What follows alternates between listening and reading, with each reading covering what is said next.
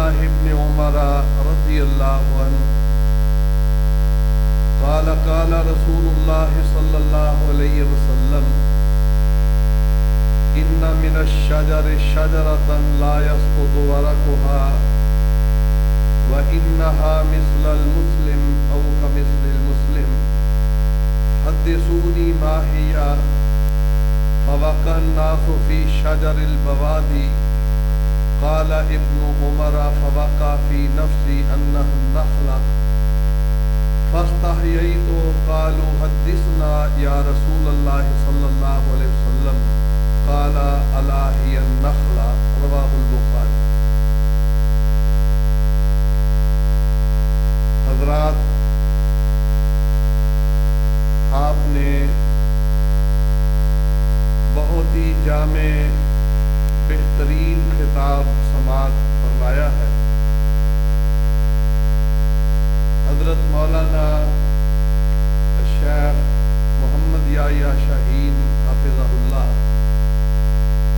اللہ ان کی زندگی، عمر، عمل، ایمان میں برکتیں فرمائے۔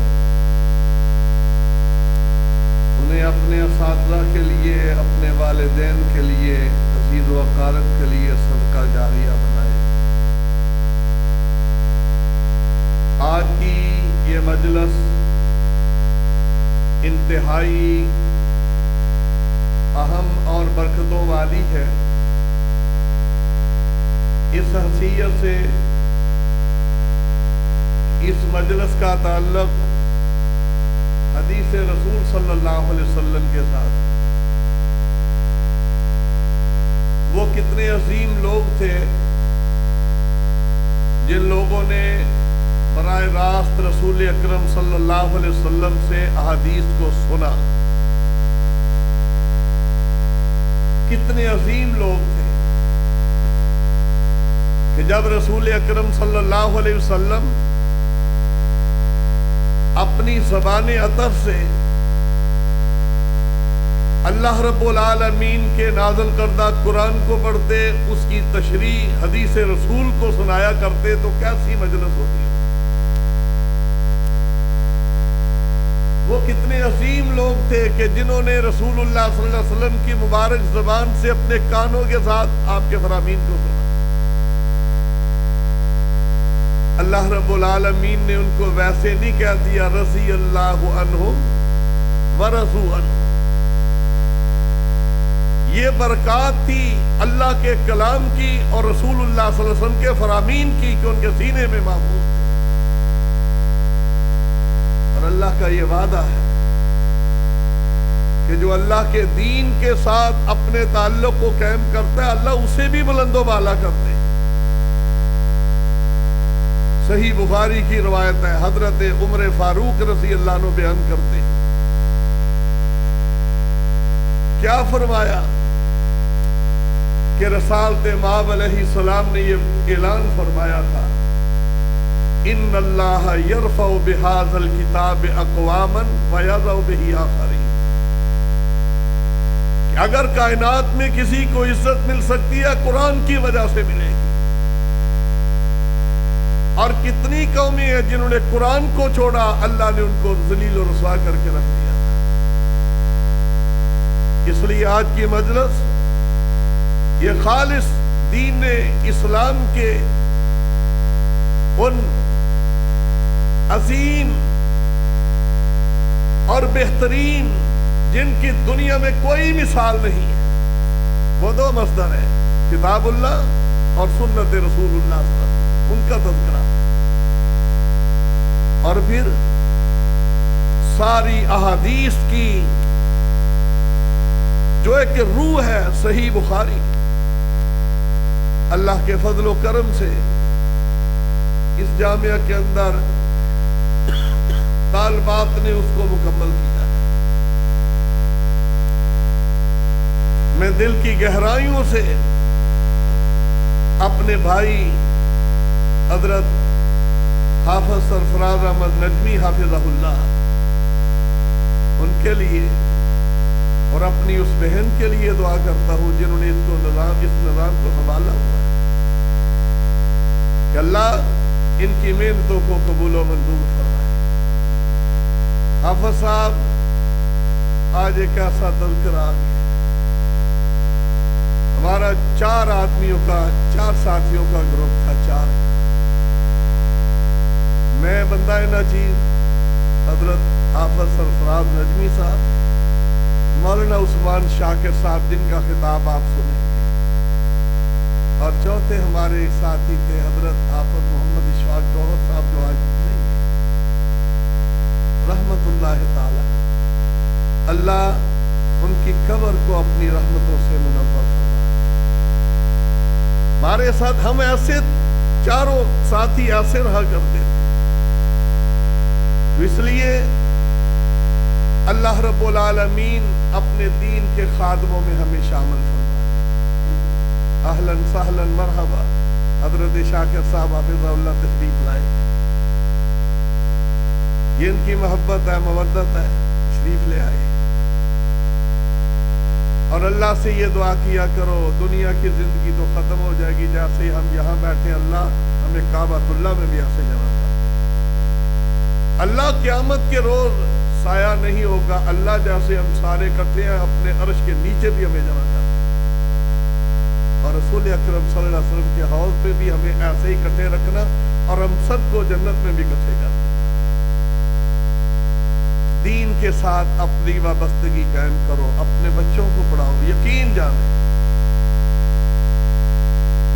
آج لوگ بڑے آتے ہیں میرے لیے دعا کریں، کوئی کسی طرف جاتا ہے فلاں سے دعا کریں، تو بھائیو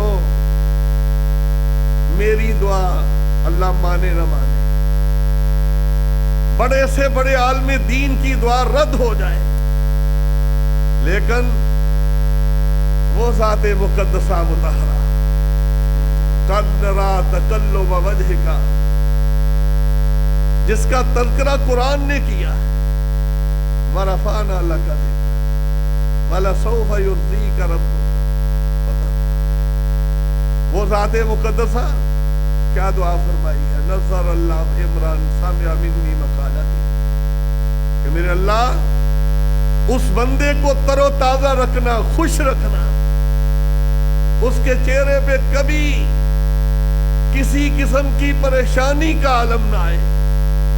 کون انسان ہے؟ فرمایا سمع منی مقالتی، جس نے میری بات کو سنا، پھر اپنے سینے میں محفوظ کیا اور زندگی بھر اس کی حفاظت کی، آگے وَأَدَّاهَا، اس کو لوگوں تک پہنچا دیا۔ میرے آقا نے ان کے لیے دعا کی ہے، تو آپ کیوں نہیں ان میں شامل ہوتے؟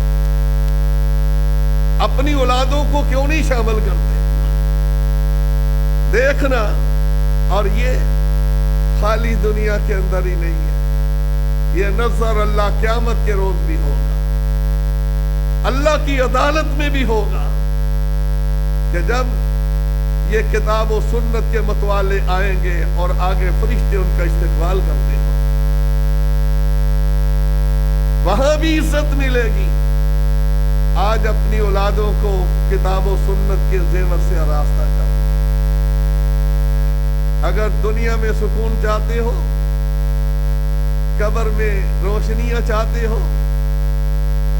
قبر میں نرم گرم بستر حاصل کرنا چاہتے ہو، اور قبر سے اٹھتے ہوئے اگر چاہتے ہو کہ ہمیں چلنا نہ پڑے، سواری نصیب ہو جائے، اگر چاہتے ہو کہ رب کبریا کے عرش کے نیچے جگہ مل جائے، چاہتے ہو کہ امام الانبیاء کے ہاتھ سے ابو بکر رضی اللہ عنہ کو جام پکڑایا جائے اور وہ ہمیں پہلا دے، اگر چاہتے ہو تو قرآن و سنت کے ساتھ اپنے آپ کو وابستہ کرو۔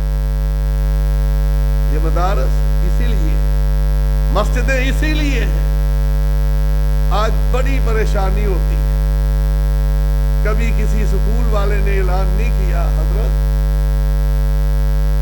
اتنا ٹائم ہو گیا، جلدی اپنے بچوں کو سکول میں بھیجو۔ مسجدوں میں اعلان ہوتا ہے، حضرات جلدی اپنے بچوں کو اٹھا کے بھیجو، فیس بھی کوئی نہیں، کچھ بھی نہیں، ادھر فیس بھی ہے، سب کچھ ہے، اور سب سے جو گندی بات ہے، ایسے ایسے سکول ہیں جہاں ڈانس سکھایا جاتا ہے، ہماری بیٹیاں جاتی ہیں، گندی فلمیں دکھائی جاتی ہیں، لیکن ادھر وقت پہ بھیجتے ہیں، فیسیں ہزاروں کے حساب سے جمع کرواتے ہیں، اور مساجد مدارس کے اندر کچھ بھی نہیں، ہم خود دیتے ہیں کہ ہم سے لے لو، اپنے بیٹے بیٹی کو بھیجو، پھر بھی ہزاروں باتیں سناتے ہیں۔ آجو اللہ سے توبہ طائب ہو کے ان مدارس کی طرف رجوع کرو۔ کیا ہوگا جب آپ کا بیٹا بیٹی اللہ کے دین کے لیے نکلے گا؟ صحیح ابو داؤد کی روایت ہے، رسالت امام علیہ السلام نے فرمایا کائنات کی ہر چیز اس کے لیے اللہ سے دعائیں کرنا شروع کر دی۔ مجھے بتاؤ اے بی سی کا ہے کسی جگہ پہ یہ فضیلت؟ کوئی ہے ایسی بات؟ ذرا موازنہ کر لیں تھوڑا سا۔ ہم مساجد کے اندر بچوں کو کیا سکھاتے ہیں کہ بیٹا گھر میں جا کے سب سے پہلے کیا کہنا ہے؟ السلام علیکم۔ تو اسکول میں کیا کہتے ہیں؟ Good morning, good afternoon, good night. یہ کیا ہے؟ یہ اتنا عظیم کلمہ عبرانی اوسط کی روایت ہے، رسول اللہ صلی اللہ علیہ وسلم نے فرمایا جب سا آدمی السلام علیکم کہتا ہے، دو مسلمان آپس میں ملتے ہیں، آپ نے فرمایا غفر لہما ما لم یتفرقا، یہ آپس میں دونوں ملے، ان کے جدا ہونے سے پہلے اللہ نے ان کے سابقہ گناہوں کو معاف کر دیا۔ اور دوسرا کیا کہا؟ انزل اللہ علیہما مئۃ رحمہ، اللہ نے ان دونوں خوش نصیبوں پہ اپنی 100 رحمت کا نزول فرمایا۔ تو گڈ مارننگ میں کیا ہے؟ گڈ ایوننگ، گڈ نائٹ، یہ کیا ہمارے گلے میں اسکولوں سے یہ پڑھ گئے؟ تھوڑا سا ہمارے ذمہ اکثر پروب احترام اپنی گفتگو میں انگلش کو لاتے ہیں اپنی علمیت ظاہر کرنے کے لیے۔ علمیت کوئی نہیں ہے، قرآن کے الفاظ لاؤ، حدیث کے الفاظ لاؤ۔ دیکھا جو میں نے روایت پڑھی حضرت عبداللہ بن عمر رضی اللہ تعالیٰ عنہ کیا فرماتے ہیں؟ رسول اللہ صلی اللہ علیہ وسلم نے کیسی تعلیم دی؟ تقریباً جو میں نے روایت پڑھی ہے یہ صحیح بخاری کے اندر 19 جگہ پہ آئی ہے، 19 جگہ پہ، اور امام بخاری رحمہ اللہ نے اس ایک حدیث سے 19 مسئلے بیان کیے۔ کیا فرمایا؟ کہا درختوں میں سے ایک درخت ہے جس کی مثال مسلمان جیسی ہے، اس کا پتا نہیں گرتا، بتاؤ وہ کون سا درخت ہے؟ حضرت عبداللہ بن عمر رضی اللہ عنہ فرماتے ہیں میرے دل میں خیال آیا کہ یہ کھجور کا درخت ہو سکتا ہے، لیکن وہاں بڑے بیٹھے ہوئے تھے ابو بکر عمر رضی اللہ عنہ، تو میں خاموش رہا کہ بڑوں کا احترام کرنا چاہیے۔ اب دیکھو قرآن و سنت ہمیں کیا سکھاتی ہے، بڑوں کا احترام سکھاتی ہے۔ کیا میں خاموش رہا؟ کسی نے جواب نہ دیا، سارے کہنے لگے حدثنا یا رسول اللہ کے رسول اسلام آپ ہی بتا دیں، تو آپ نے فرمایا الہی النخلہ، وہ کھجور کا درخت۔ حضرت عبداللہ بن عمر رضی اللہ عنہ اپنے والد محترم سے عرض کرتے ہیں ابا جان مجھے یہ پتا تھا لیکن میں شرماتے ہوئے بیان نہیں کر سکا۔ آپ نے فرمایا اگر تم کہہ دیتے میرے لیے بہت بڑا اعزاز ہوتا۔